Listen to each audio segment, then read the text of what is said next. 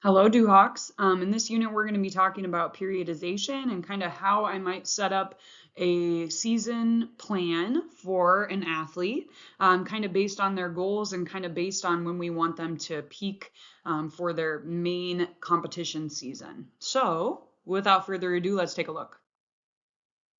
So when we think about these concepts related to periodization, again, the general idea is that periodization is a logical and systematic process of sequencing and integrating training interventions in order to achieve peak performance at appropriate time points. So again, really the idea here is that we want to get our athletes ready to peak at the right times. In order to understand how periodization theories and how they're applied to training program design, it's essential that we understand how the body responds to training. So again, we have to understand the principle of progressive overload and how we might apply that so the athletes are alternating hard and easy cycles or hard and easy days so that we can give the body a stimulus, let the body recover and adapt to that stimulus, then give the body a harder stimulus. So again, it's really important that we kind of understand those factors. Again, when we think about a successful training program, we want to include those specific recovery time points, as well as interventions that are delivered in a structured and meaningful way so that we can maximize the use of time for our student athletes.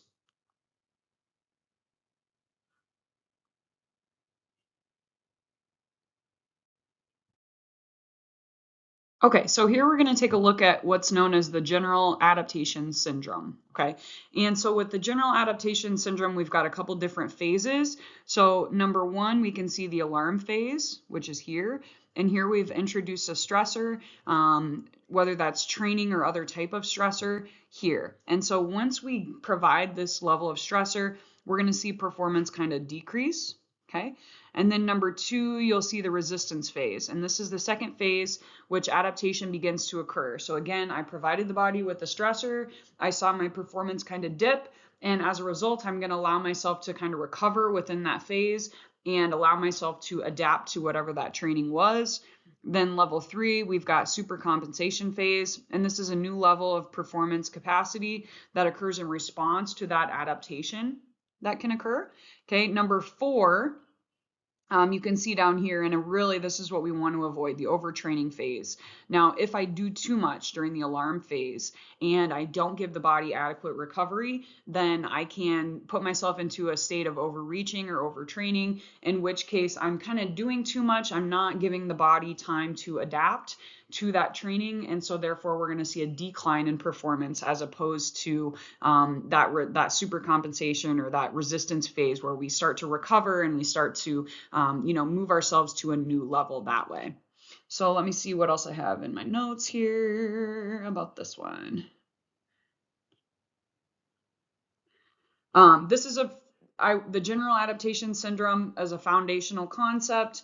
When the body encounters a new or more intense stress, the initial response will be that alarm phase that we mentioned. Okay, and the alarm phase will be a result of accumulation of fatigue, soreness, stiffness, and reduction of performance capacity. This alarm phase can last several hours, days, or weeks. So again, there might be parts of the season where we want our athletes to be fatigued and we want to kind of put together several workouts in a row where our athletes are becoming fatigued. And that's fine, especially if we're working with kind of more advanced athletes, as long as we give them the adequate amount of rest that they need in order to recover and allow them to kind of come back up the hill there a little bit. The problem comes when I don't give them that recovery time and we reach that overtraining phase. Okay. What else do I have? As it results to the resistance phase, again, we've got adaptive responses occurring that needs to be structured correctly. So again, we want to give them the appropriate amount of recovery time in order for them to begin to adapt to that training. Can't be too much and it can't be too little. So again, that becomes tricky, particularly if I'm working with a team where our athletes are maybe kind of adjusting in different ways to those stressors. Okay. Exhaustion phase. So if stress persists for an extended period of time, the athlete will have an inability to adapt to the imposed stressors, resulting in that overreaching, which is kind of like a short-term version of overtraining. And overtraining is going to be more of a long-term issue as it relates to not adapting to that training stressor.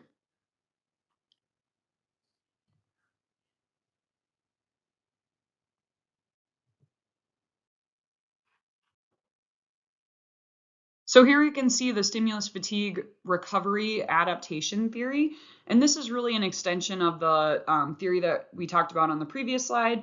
And this suggests that training stimuli produce a general response that is influenced by the overall magnitude of the training stressor. So the greater the magnitude, the greater the fatigue, and therefore the longer the delay before complete recovery or adaptation can occur. Okay, so with this model, it should be noted that the recovery period is really highly based on the amount and intensity. So the volume and intensity or the overall magnitude of that training stress. Okay, so again, we could give an athlete a big stressor here, but then we've got to give them that appropriate recovery period so that they can experience that overcompensation and therefore an improvement of performance because we've adapted to that training. Okay. Again, if I give them too much recovery, then that can lead us down to detraining as well. And therefore we'll see a dip in preparedness and performance. So again, it's all a balancing act in terms of providing stimulus, providing recovery, allowing an athlete to overcompensate for that training stressor and get ready for the next hard thing that we want them to do. Okay, so here we can see the relationship between fitness and fatigue.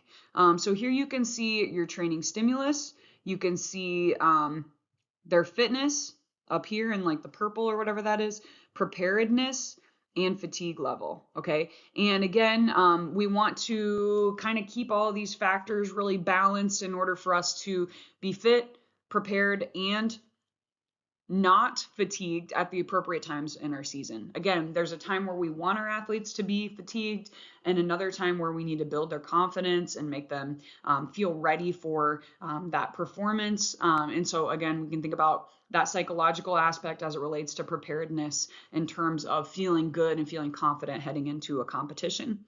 So here you can see, as it relates to a training stimulus, fitness is elevated, but the cumulative fatigue decreases preparedness. So again, if I have cumulative fatigue, I'm doing hard workouts day after day, maybe 2 a days, something like that. I'm starting to feel worn down.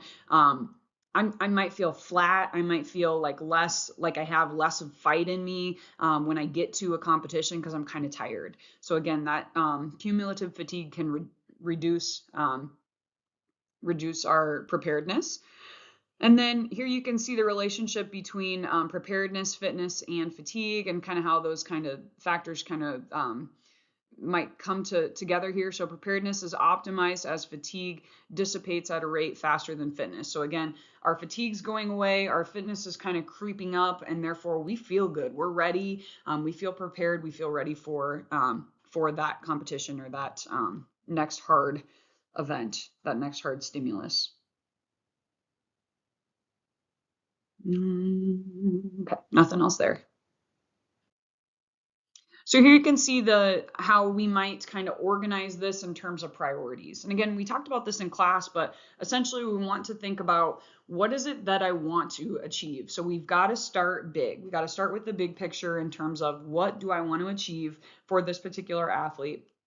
Again, I think my priorities might be different if I'm working one-on-one with an athlete in comparison to a team sport. If I'm working with a team sport, I've got to think really general in terms of the demands of that particular sport. If I'm working with an individual, then maybe I have the opportunity to kind of work with them one-on-one and analyze their strengths and weaknesses. Okay, but regardless of which kind of scenario we're working under, we got to think, okay, here are my goals. Here are my priorities, and here's how I'm going to kind of rank these, and therefore that'll kind of determine what I'm going to do next. Okay, so periodization of training begins with that general global target set forth into a multi-year or annual plan that will then become specific and developed based on the macro, meso, and micro cycles. Okay, so for example, annual training plans set the general pathway for the training year, while other cycles set the means, methods, modes used to complete these targets. So I think this is interesting. Like, so I like to like learn, obviously, you know that I'm a total nerd, but things with like relationships and stuff too. Like there's these different personality types and like how these personality types are compatible or not compatible as it relates to like relationships and stuff like that. But anyway, my husband and I always joke that like he's a dreamer. He's got the big plan, he's got the ideas, he's got this kind of the big picture, and I'm more of like a detail oriented person. So again, he might want to figure out what the big goal is here, the general global target, and I'm more of the okay, here's what we're going to do to reach those goals type of thing. So kind of interesting to think about that in a different way, maybe. I don't know, maybe not. Okay, so here you can see the different periodization cycles. So again, we can think about what's my overall plan. So I can have this multi-year plan in terms of like, what is it that I want to achieve in my career as a college athlete? Or what is it that I want to achieve in my career as an adult triathlete? Or what is it that I want to achieve as a high school athlete? So again, we want to think really big, broad picture when we're thinking about this multi-year plan. Okay, so a 4-year plan is maybe part of this. And again, I think that a lot of good coaches are scaffolding their workouts so that we do have our athletes kind of progressing to their senior year so that their senior year is the best year that they have. And again, that makes sense. We want them to continue to improve over their time, whether it be at the college level or at the high school level. Then we want to break it down into an annual plan, and that's a 1-year situation. So again, this can include one macro cycle. It could include multiple macro cycles, and then it can be subdivided out into a preparatory, competition, transition periods, etc. Okay, a macro cycle, I think of the macro cycle as like how many times do I want to peak the athlete in 1 year? And this macro cycle can last several months. It could last a full year. In my opinion, it depends on, again, how many competition or how many championship level events do we have. So again, in my opinion, I don't think athletes can peak more than 2 to 3 times in a year setting. So again, if I'm working with somebody that's a multi-sport athlete, maybe I can stretch them to 3. If it's a high school athlete, could we stretch them to 4? Yeah, definitely, because we're doing different things in each of those sports. But again, we got to think about macro cycle. What's the goal of that season? Think of it that way. Okay. Mesocycle is usually 2 to 6 week chunks, and these are medium-sized training cycles, sometimes referred to as a training block. So again, when I think about mesocycle, so within a season, we talked in class about how I might subdivide this out to like base training and preseason, in-season, etc. So each of those training blocks could be a mesocycle. So we could set it up that way, certainly, or like, for example, maybe in my football off season, I want to focus on hypertrophy for 3 to 4 weeks, and then I'm going to move and focus on strength for 3 to 4 weeks or something like that. So we can kind of have a little bit of a different focus during each of those mesocycles, depending on where I am in my overall plan for the year. And that's really cool because it allows the athletes to kind of stay fresh. Because again, I think we get some staleness when we're asking our athletes to do the same thing day after day, week after week. That gets a little too monotonous for a lot of people. So people like to have this change and stimulus and things like that. So setting that up based on a mesocycle is a nice way to do that. Our microcycle can be several days to 2 weeks in duration. Again, I would say 1 week is a pretty darn good general timeline for one microcycle. I think that there are lots of teams or lots of sports where we think about our microcycles in 10-day segments, but I would say 1 week is probably the most common. I think in a lot of like a fair amount of running programs will do a long run every 10 days or something like that. So maybe their microcycle is a 10-day period versus a 1-week period. Okay, your training day, 1 day. Okay, and again, this could involve multiple different training stimuli. So maybe we have a lift in the morning where we're focused on hypertrophy, and then we have our team sport practice in the afternoon. If you're working with an off-season athlete, maybe I want to do conditioning in one session and I want to do strength training or speed training or something like that in a second session or something along those lines. So again, we can have multiple training sessions in one day, depending on where we're at within that microcycle. And then our training session, again, that's your one workout. And again, this could be 30 minutes, this could be an hour and a half, whatever. It's just one singular workout that can be within that singular training day.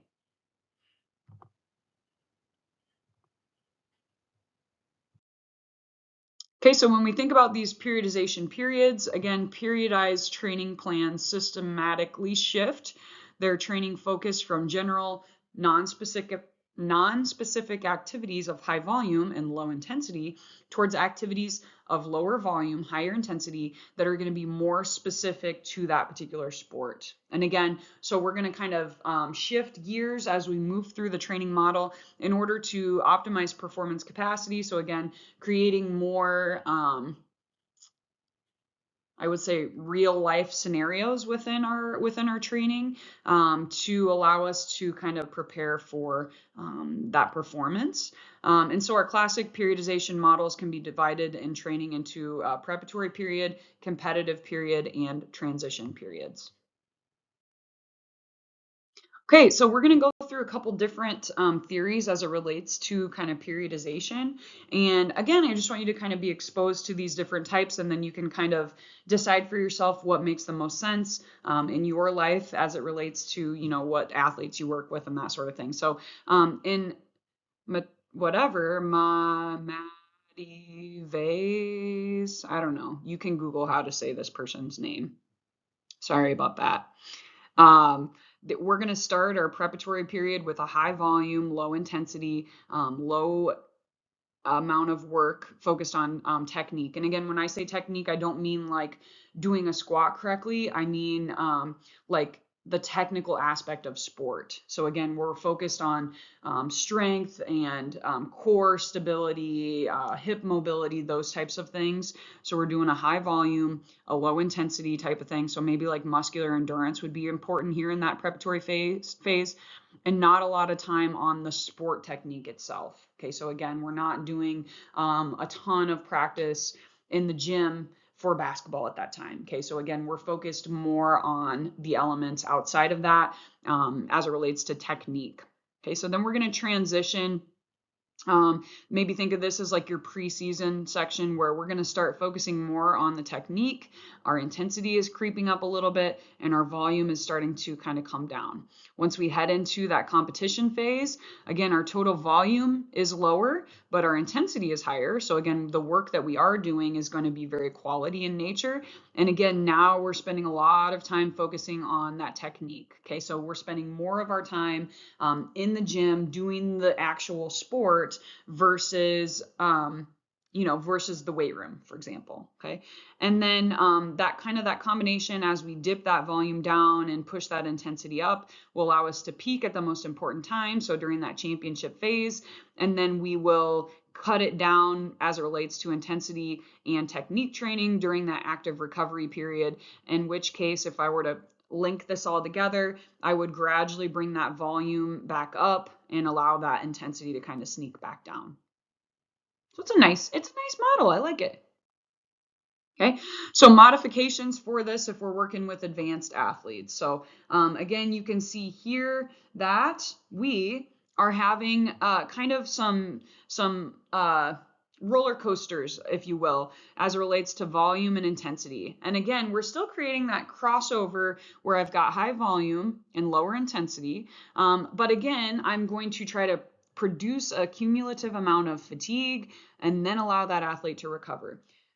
Produce some cumulative fatigue and then allow that athlete to recover. Okay, and as we kind of wave it together, we are getting those two values to kind of cross over. Technique hasn't changed here. So again, we start with low level of sport specific technique, and then we're going to kind of ramp up that in terms of its importance and how much time we're spending doing that as we head towards that peak portion of our season, that championship phase. Okay. Again, this is great for advanced athletes because we're allowing them to accumulate fatigue, recover, etc. Okay, so let's talk about the preparation period. During this preparation period, what are the important elements that we need to think about? So this is the initial period, usually the longest period of their macro cycle or of their overall training year. And the emphasis here is establishing that base level of conditioning. So again, if I'm like a endurance athlete of some sort, I'm doing a lot of aerobic kind of low to moderate intensity work during this phase. Okay. Again, this will increase the athlete's tolerance for more intense training. So again, base phase training, or kind of this base work that we're talking about, is going to allow those athletes to get prepared. I mean, it's called the preparation phase, right? So it's allowing them to kind of get ready to handle the rigors of more intense training. Again, this requires significant time commitment. Because we're not doing team practices at this time. Okay, so again, we're not doing a whole lot of technical sport specific work. So again, our primary job here is what we're doing in the weight room. Okay, so we've got a hypertrophy or strength endurance phase. So again, hypertrophy or strength endurance phase involves low to moderate intensity and high volume. So again, really similar to what we previously talked about with those previous slides. This is just showing you kind of the nitty gritties of that. We could do a basic strength phase where we're going to have higher intensity and moderate to high volumes as well. And again, we can kind of look at how that might break up into either microcycles or mesocycles, depending on how long we want to spend in each of those those phases there. Okay, then we're going to move into what's called the first transition phase. Now, let's see what we got here. So as it relates to the first transition phase, this denotes the shift between the high volume training and high intensity training. Okay, so again, in that preparatory phase, we focus on high volume and lower intensity. And now as we transition, we're going to kind of flip it over where we're going to have higher intensity but lower volume. Okay, so this is going to serve as the link between preparatory and competitive periods. The last week of this phase should consist of a reduced volume, intensity, or both in order to achieve recovery before the beginning of the competition phase. Okay, the strength and power phase involves low to very high loads and lower volumes. So again, think about how we might apply this as it relates to a mesocycle or even a microcycle as well. Okay, as we head into our competitive phase, we're looking at, sorry, I'm just get into my notes here. We're looking at peaking. Okay, so again, we're highly focused on those sport specific or those tactical skills. So again, most of our work is going to be on the court or on the field as it relates to working with those sport specific elements. For peaking, again, we're going to use very high intensities or low volume is what I would do. And then for maintenance, athletes modulate training between moderate and high intensities and moderate volumes. Again, I think that what's important at this point is building that athlete's confidence. Now, I've worked with athletes that are big into lifting, and so they want to continue lifting as we head into that competitive or that championship phase of their seasons. And so I think a lot of it might stem from that confidence that you get when you feel strong or you're doing these types of workouts. So I think there is some individualization in terms of what makes sense there. Now, the other thing to keep in mind is, I mean, I don't want to be sore heading into a competition or into my championship type of season. So again, when we're thinking about really stressing the body as it relates to strength training, this is not the time to be doing 1RMs. This is not the time to be doing like really heavy eccentric things where we're going to be super sore from what we're doing in the weight room. Here we want to just build confidence, maintain our strengths. That's kind of our major goals here. And then psychologically prepare that athlete for that competition, for that championship season. Okay. The second transition period, also known as our active rest period, will provide a period of time for which athletes can rehab injuries. They can refresh both physically and mentally before getting ready for a new training plan or a new macro cycle. This period shouldn't be more than 4 weeks, because if I have a long recovery period, I'm going to get out of shape essentially. Again, I think a lot of individual variation in terms of what people like. I personally don't like more than a week. I don't like my athletes to take more than a week. either. I have some athletes that want to not take any time off afterwards, but we should do some sort of reduced volume or reduced intensity at least following a big competition or following their championship phase. So I do think it's important that they recover both from that psychological and physical side. Now, as we mentioned, if they've got a little overuse or nagging type of injury of some sort, this is a great time for us to just take care of that. So again, I think that there could be some differences here in terms of what I might do. If I'm kind of working through some sort of injury issue, would this be a good time for me to jump in the pool for a week or two and kind of get myself feeling good again before I really get back into it? Yeah, I would say so. That's good time to do that. Okay. So this shows you a little bit of a periodization model. Again, this is straight from your textbook that shows that preparation, first transition, and competitive phases, as well as that active rest phase. Okay, so this shows you the relationship between hypertrophy and muscular endurance, basic strength, strength and power as our kind of our priorities are peaking, or maintenance, depending on what type of athlete we're working with. Again, this is very nice. I love this because it kind of gives you all that information. It gives you the volume, sets, reps, scheme, and the intensity as well. You can refer back to your resistance training lecture to know what your rest intervals would be between each of these sets and things like that. And then I think what exercises we choose is going to be highly based on, what the sport is and that sort of thing. Certainly the skill level of our athletes and what level we're working at. But this is a nice organized way for us to think about how to peak an athlete. Again, we've got to think about the sport demands as well. Is it super important for all athletes to do hypertrophy? Is it super important for all of our athletes to do basic strength?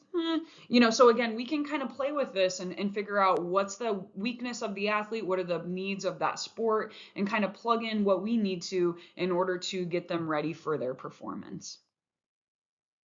Okay, so applying these sports seasons to the periodization period. So let's take a look at this. Let me see here. Okay, off season. So between the postseason and 6 weeks prior to the first contest of the next year's season is our off season. Preseason can vary greatly in our length. So again, like I said, when we think about this off season and active recovery, I don't know. I don't like a lot of in the postseason. So your off season, again, it's between that postseason and 6 weeks prior to that first contest of the next year's season. Okay. Our preseason leads up to the first contest, commonly contains the late stages of the preparatory period and that first transition period. Okay. In season contains all the contests scheduled for that year, including tournament games. So again, from the first basketball game to the conference or national championship or whatever it is that we're going to play in, that's in season. Okay, and then postseason, again, after that final contest, again, we don't always know exactly where that end date is for all of our athletes, depending on, how far they go or what level of competition we reach. But our postseason will come after that final contest and active or relative rest for our athlete before the start of the next year's off season or preparatory period. So again, this could be 1 to 4 weeks in duration. I think 2 weeks is a pretty good rule of thumb. My personal preference is 1 week. Again, NSCA probably would say 2 weeks. This is neat. I just love this. This is a nice little organized. I like to make charts. You know that I love organization. So this just shows you kind of the relationship between our annual training plan and kind of what this looks like based on all of these different factors. Okay. So again, I looked at purple is your training period. So you've got your off season, your preseason, your in season, your postseason. So that's your sport seasons. Okay. Let's see, blue are the training periods set up previously. Green is your annual training plan. They're at the top. Gray, strength training focus. So again, what am I going to focus on there? So gray is down here. And I kind of just divided these out into little mesocycles down here. So I got hypertrophy, HP is hypertrophy, BS, basic strength, hypertrophy, basic strength, and then I'm going to throw in an active recovery or active rest. Okay, so again, maybe this is 1 week, 2 week, 3 week, 4 week, and then week 5 I have an active recovery, or maybe it's like 10 day, 10 day, 10 day, 10 day, and then active recovery as we head into that preseason. SP, strength power, basic strength, strength power, and then we'll head into kind of like a maintenance phase here. Okay, so again, just kind of looking at how these relate to each other in the grand scheme of it. This is cute. This shows us an example macro cycle for tennis. So here we've got everything kind of set up with those dates. Okay, so our preseason was going to run from May 28th through August 18th. Okay, or I'm sorry, that's our postseason. Sorry, this is very small, so it's hard for me to read.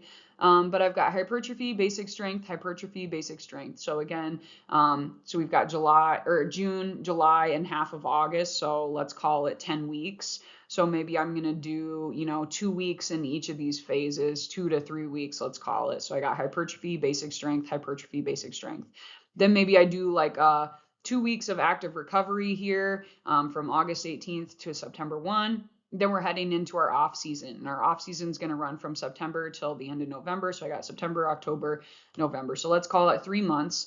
And so basically every 3 weeks, I'm going to switch from hypertrophy, basic strength, strength power to power specifically. Okay. Then I got a week off. Let's call that a week off because of Thanksgiving. Okay. Then we're heading into our preseason training plan. I got strength, power, and power. Then I have a week off for I shouldn't call it a week off. I have a week easy where maybe I'm focusing on hip mobility, core strength, teaching them some sort of technique or whatever. Okay, so again, active recovery doesn't mean we just lay on the couch. We can be doing all sorts of light, easy things during that time period, or focusing on some sort of weakness for the athlete, some sort of imbalance. Like if flexibility is a concern in their sport, maybe we do some different things there. Okay, so then we got another round of strength, power, and power, active recovery, and then we head into our in-season where we're focusing on maintenance and focusing more of our time on the tennis courts where we're working on our sport skill. And then we got our off season there, or I'm sorry, our active recovery will lead us right into that postseason. Okay. Macro cycle for team sport. Let's see what I got for notes here. So volume. Sorry, this is just really hard to read. My version of this is pretty small. So here you can see volume changes up on the top. And then we've got blue line is, or I'm sorry, intensity is down here. And the blue line is our emphasis on sport training or practice. Okay, so you can see how our sport-specific training is increasing that way. And then the purple down here is our intensity. Okay, so think of that as like intensity in the weight room, for example. Okay, so again, up here, we can see that volume kind of dip down as we head from this mesocycle into our next mesocycle. Okay, so here's your in season over here. We've got that active rest period as well set up in this. But again, essentially we're looking at in season down here from about 10 weeks of an in season. I don't remember what sport this was set up for. Let me look at my notes here.